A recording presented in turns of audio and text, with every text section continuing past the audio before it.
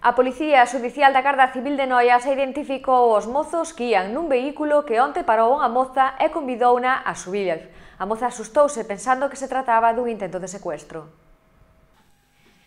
A Unidade Xudicial da Garda Civil de Noia identificaba esta tarde os dous mozos que onte en Noia convidaron a unha moza a subir ao vehículo no que viaxaban, un Megane verde. Os feitos denunciados pola moza sucederon ás 8:30 da mañá á altura da ponte de San Lázaro. A rapaza ia camiñando hacia o instituto cando a súa beira parou un automóvil.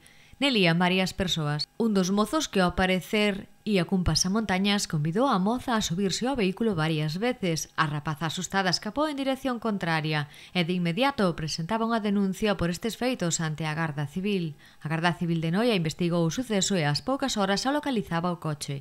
Horas máis tarde identificaba os mozos. Estes explicaron que só quixeron piropear a rapaza e que o pasamontañas era unha prenda que o mozo doitaba vestir para tapar o frío por causa do seu traballo.